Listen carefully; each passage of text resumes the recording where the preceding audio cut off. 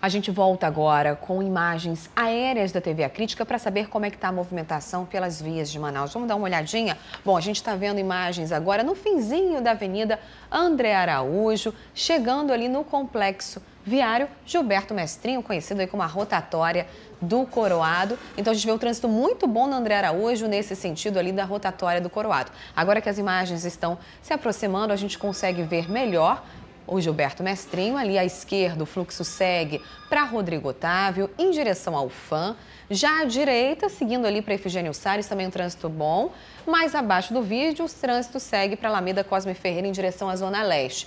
A gente vê que o fluxo maior de carros, nesse momento, é em direção ali a Efigênio Salles, mas também sem retenções, sem nenhum tumulto agora à noite, na Bola do Coroado. Daqui a pouquinho tem mais imagens do trânsito.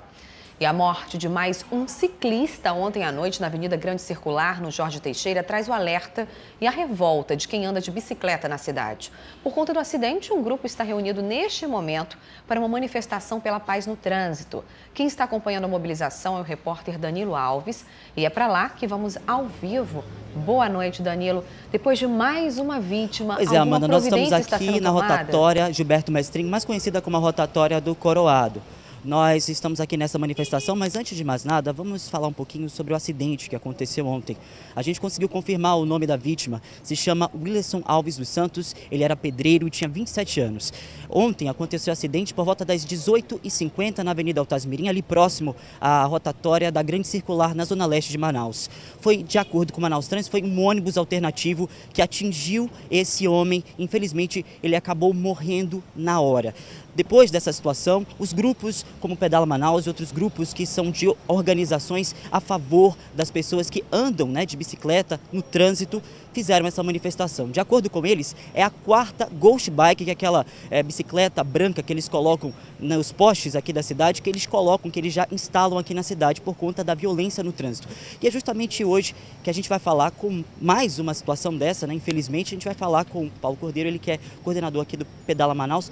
Paulo, quarta situação, de acordo com o Manaus Trans, foi só uma, mas é a quarta situação de acordo com vocês. Como é que é mais uma vez, ter uma vítima que morreu, estava de bicicleta? É a quarta morte somente este ano, tá? Se a gente trouxer desde 2013 para cá, já são mais de 14 mortes. Então, assim, isso evidencia o descaso do poder público, a falta de comprometimento com quem anda de bicicleta e com a vida dessas pessoas. A gente tem aí mais de 4% da população de Manaus andando de bicicleta. A gente não tem políticas públicas para preservar a integridade dessas pessoas. A gente não tem campanha de segurança, campanha de educação, a gente não tem ciclovia, não tem infraestrutura, não tem fiscalização e a gente não tem respeito. O ciclista em Manaus, ele vive à margem, marginalizado, porque ninguém reconhece que ali vai uma vida, que ali vai uma pessoa que está fazendo bem para a cidade, E agora, ontem, mais um rapaz, 27 anos, um trabalhador que estava indo para sua casa ou para o seu trabalho, que teve a vida ceifada por um motorista irresponsável, E de um amarelinho que a gente sabe que comete barbaridades na Zona Leste e que não tem punição, fiscalização nenhuma.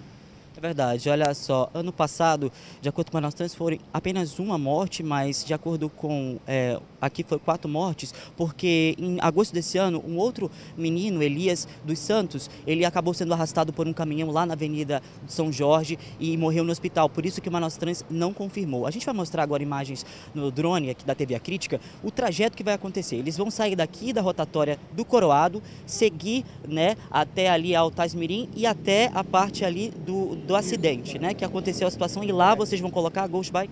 Isso, lá será colocada mais uma Ghost Bike, como eu te falei, a quarta desse ano. Se você olhar pelos postes, você vai ver que já é uma coisa que está ficando comum, ou seja, já está vindo uma banalização dessas mortes. É uma coisa que a gente não gostaria que acontecesse. A gente gostaria muito... Obrigado, viu?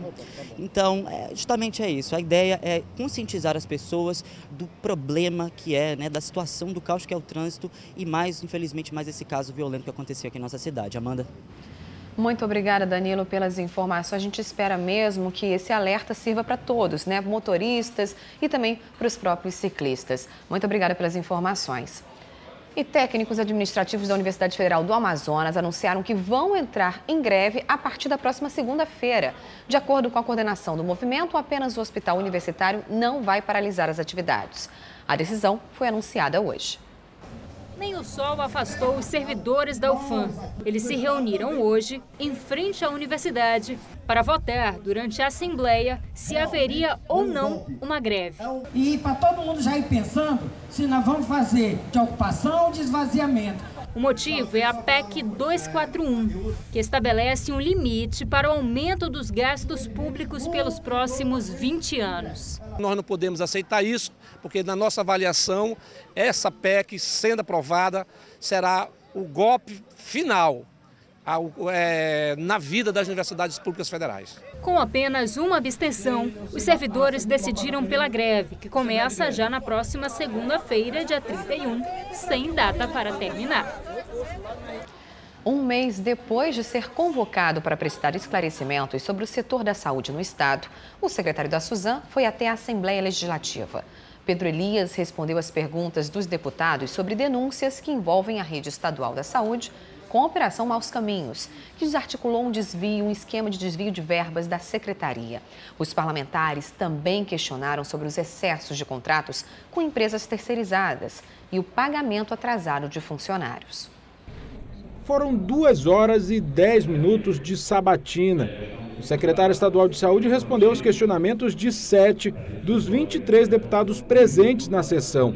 Alessandra Campelo, do PMDB, e José Ricardo, do PT, foram os mais incisivos nas perguntas. Por que a Suzam não conseguiu impedir o desvio de mais 110 milhões de reais da saúde pelo Instituto Novos Caminhos e as empresas apadrinhadas deles? A sabatina se concentrou principalmente em questionamentos sobre o atraso no pagamento dos funcionários das empresas investigadas na Operação Maus Caminhos, no excesso de contratos de empresas terceirizadas e da falta de realização de novos concursos públicos. Sobre o pagamento, Pedro Elias explicou o que está sendo feito. Conseguimos pagar a primeira leva na semana passada, como todos sabem, e estamos trabalhando agora para que até amanhã, ou no máximo quinta-feira, se pague o segundo grupo. Hoje se conclui a segunda, pelo que eu estou acompanhando aqui do grupo que está trabalhando nisso. Salvo engano, mais 870 pessoas. E na semana que vem, mais o outro grupo final. O deputado Serafim Correia foi um dos que questionou o excesso de terceirização que a saúde do Amazonas enfrenta. Segundo o parlamentar, isso precisa ser sanado. E aí nós temos um único caminho, que é dar um basta na terceirização, mas se não começar agora, nós nunca vamos combater a causa. E aí vão acontecer outras operações. Agora os deputados querem ouvir o secretário estadual de Fazenda, Afonso Lobo, para descobrir como estão as finanças e saber se o governo tem mesmo dinheiro para quitar os débitos com as empresas e com os funcionários que estão com os salários atrasados. Tem funcionários aí que estão há 4, 5 meses sem receber o salário e não se dá uma perspectiva exata disso. Apesar da arrecadação do Estado estar em condições para isso. Acho que o governo pode fazer remanejamento emergencial para poder garantir o pagamento desse funcionário, mas não só isso, mas também para manter garantir a manutenção dos hospitais, porque tem vários deles com um problema seríssimo no atendimento pela falta de estrutura. Os deputados também lembraram que o atual problema da saúde não começou na gestão do secretário Pedro Elias. Inclusive, eles falaram da determinação do Ministério Público Federal para que tanto a Assembleia Legislativa quanto o Tribunal de Contas do Estado investiguem os contratos antigos, assinados ainda em 2014, quando Wilson Alecrim comandava a Suzam. Porém, para os deputados de oposição, o Parlamento Estadual dificilmente irá dar seguimento ao pedido do MPF. A Assembleia Legislativa ela não está a serviço do povo, ela está a serviço do governo, e aqui o que existe é um grande número de deputados que protege o secretário ou qualquer outro ente do governo, esteja ou não envolvido em corrupção. Isso é uma pena, porque o dever da Assembleia era representar o povo e fiscalizar o gasto de dinheiro público. E exatamente por isso, José Ricardo, do PT, voltou a insistir que a CPI é o único instrumento que realmente faria um pente fino na situação da saúde do Estado. O problema, segundo o autor da proposta, é que dos 24 deputados, apenas 5 assinaram o pedido. O Tribunal de Contas já apontava que muitos contratos eles são oriundos de inegibilidade de licitação, ou seja, há uma dispensa de licitação quando deveria se fazer uma licitação para ver a competência, para verificar, logicamente, o know-how daquela empresa lá. E isso não está sendo feito e há 3 anos denunciamos aqui nesta casa essa falta de licitação exatamente envolvendo estas empresas. O TCE informou que ainda não foi comunicado oficialmente sobre o pedido do Ministério Público Federal para que investigue os contratos antigos da Suzano. E o Ministério Público Federal cobra ações emergenciais na Santa Casa de Misericórdia para evitar a ruína e o desabamento do prédio histórico. E sobre esse assunto a gente fala agora ao vivo com a repórter Larissa Santiago. Boa noite, Larissa. O que o MPF está exigindo do IPHAN e do governo do estado? Os órgãos já se pronunciaram sobre essa ação? Oi, Amanda. Boa noite para você. Meu boa noite super especial para você de casa que está ligadinho aqui acompanhando a programação do A Crítica na TV. Então, até o momento não, né? A questão é que o Ministério Público Federal entrou com uma ação cautelar na Justiça para obrigar tanto ao governo do estado do Amazonas quanto ao IPHAN para apresentar um plano de ação emergencial para evitar a destruição e até o desabamento do prédio da Santa Casa de Misericórdia, que inclusive fica em uma área que foi tombada pelo próprio IPHAN como Centro Histórico de Manaus em 2010. Agora, olha, eu tive a oportunidade de estar no local e antecipo para você de casa que se do lado de fora o cenário é ruim, do lado de dentro é muito pior. As paredes estão trincadas, os vidros, a maioria está quebrada, tem infiltração, ainda tem os equipamentos abandonados. Agora, fora tudo isso, ainda tem a ação dos vândalos. Por isso, a ação também inclui que o serviço de segurança, de vigilância, seja restabelecido.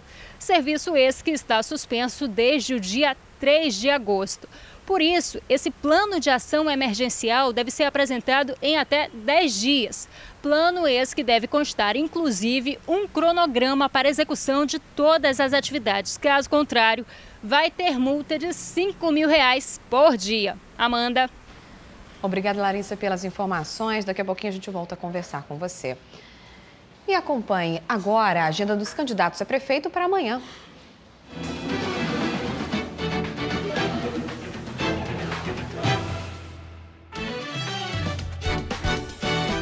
O candidato Marcelo Ramos, pela manhã, dá entrevista em uma rádio.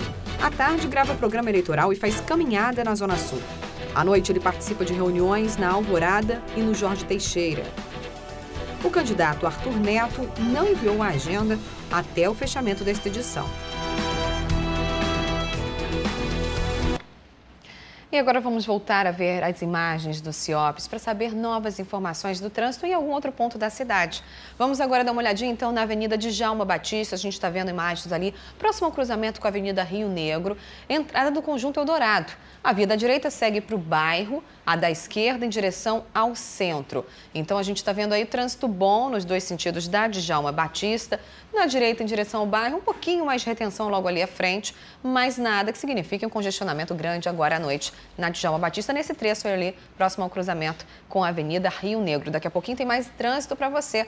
E no próximo bloco é bom ficar atento. Faltam poucos dias para terminar o prazo de renovação de contratos do FIES.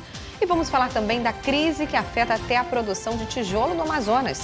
7 olarias já fecharam as portas. É num instante. O A Crítica na TV volta já.